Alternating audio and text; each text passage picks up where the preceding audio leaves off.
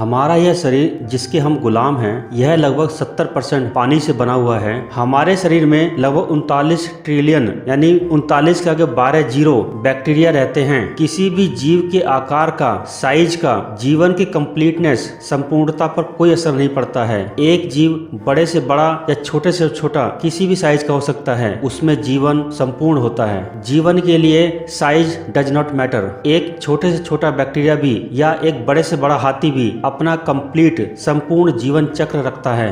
ये छोटे छोटे बैक्टीरियाज हमारी बॉडी में रहते हैं, खाते हैं, पैदा होते रहते हैं, मरते रहते हैं। हो सकता है इन बैक्टीरियाज ने हमारे शरीर में एक अपना इकोसिस्टम, एक सामाजिक ताना बाना बना रखा हो। अगर बैक्टीरिया भी जीव हैं तो हो सकता है कुछ बैक्टीरियाज अपने गॉड से दुआएं मांगते हो कि हे गॉड, हे भगवान, मेरी लाइफ अच्छी कर दो, मेरी लाइफ की सारी प्रॉब्लम, समस्याएं दूर कर दो। आखिर हमारे शरीर पर रहने वाले छोटे छोटे बैक्टीरियाज के लिए गॉड कौन है? हम ही तो हैं। जो हम खाते हैं, पीते हैं, सांस लेते हैं, उसी से तो वो जिंदा हैं। क्या हमें कभी भी हमारे शरीर में किसी पल रहे बैक्टीरिया की इच्छा, सपने, भावनाओं के बारे में कभी एहसास भी होता है? कहीं हम भी तो किसी विशाल शरीर में एक छोटे बैक्टीरिया जैसे तो नहीं? इस ब्रह्मांड में 100 से लेकर 200 बिलियन गैलेक्सीज हैं। लगभग 200 बिलियन ट्रिलियन स्टार यानी तारे हैं। हर स्टार का अपना एक सोलर सिस्टम होता है जिसमें कई तरह के ग्रह होते हैं। इस ब्रह्मांड में लगभग 2 के आगे 23 जीरो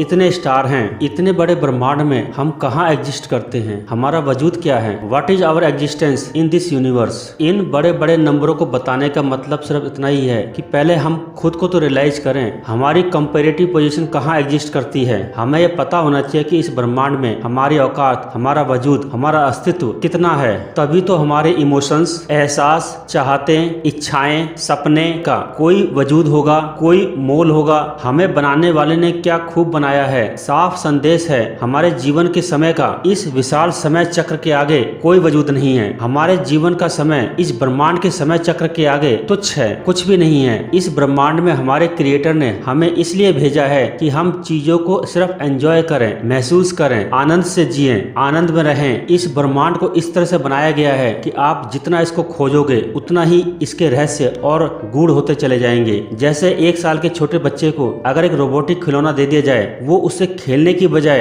उसकी कार्य प्रणाली को समझने की कोशिश करे तो क्या वो समझ सकता है? यही हम इंसानों की स्थिति है। हम अपने क्रिएटर को ही समझना चाहते हैं, लेकिन उस क्रिएटर ने जरूर ऐसे रहस्य छुपा कर रखे होंगे जिस तक हम कभी न पहुंच पाए।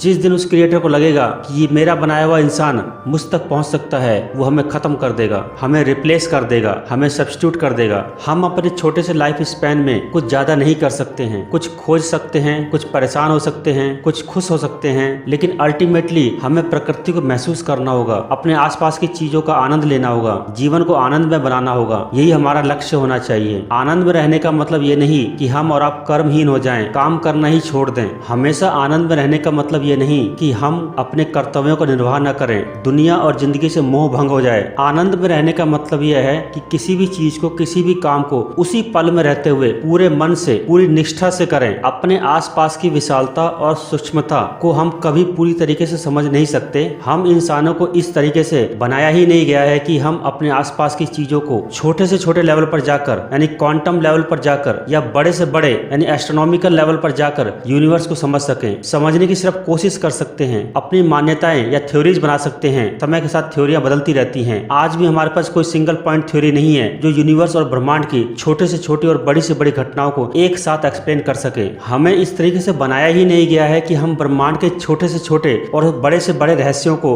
उसके असली रूप में समझ सकें। उस अल्टीमेट क्रिएटर यानी गॉड ने हमें जिस मकसद, जिस उद्देश्य से हमें बनाया है या इस दुनिया में भेजा है, हम सिर्फ वही करें। उस अल्टीमेट क्रिएटर यानी गॉड ने हमें इस ब्रह्मांड में इस जीवन चक्र को बनाए रखने, चलाए रखने के लिए ही बनाया है। जीव को इस ब्रह्मांड में जीवन जीने के लिए भेजा गया है। हम वही करें। प्रकृति और नियति को अपना काम करने दें। हर पल में जियो, वर्तमान में जियो। इसके अलावा आपके हाथ में कुछ नहीं है। खुद को जानना ही सफलता और मुक्ति का रास्ता है। हम आज तक अपने आप को ही नहीं जान पाए हैं, आध्यात्मिक रूप से भी और साइंटिफिकली अपनी बॉडी को भी नहीं जान पाए हैं, और हम इस ब्रह्मांड और प्रकृति को समझने की कोशिश करते हैं। हमारे लिए हमारा वजूद तभी तक है जब तक हम जिंदा हैं। हमारे लिए रियलिटी, सच्चाई तभी तक है जब तक हम जिंदा हैं। जैसे ही हमारी आंखें बंद होती हैं, हमारे लिए हमारी रियलिटी खत्म हो जाती है। हमारी इच्छाएं, हमारे सपने, दुख, सुख, भावनाओं का मोल तभी तक है जब तक हम जिंदा हैं। जिस समय हम खत्म हो जाते हैं उसी समय हमारी सारी भावनाएं और इच्छाएं भी खत्म हो जाती हैं। जिस तरीके से हमारे शरीर में अरबों खरबों बैक्टीरिया पनप रहे हैं, क्या हम किसी एक बैक्टीरिया की भावनाओं के बारे में जानते हैं? बिल्कुल नहीं। उसी तरीके से उस अल्टीमेट क्रिएटर की इस दुनिया में अरबों खरबों जीव हैं। वो किस किस की भावनाओं को समझ सकता है, किस किस की इच्छाएं और भावनाएं उस तक पहुंच सकती हैं। हमें एक ऑटोनोमस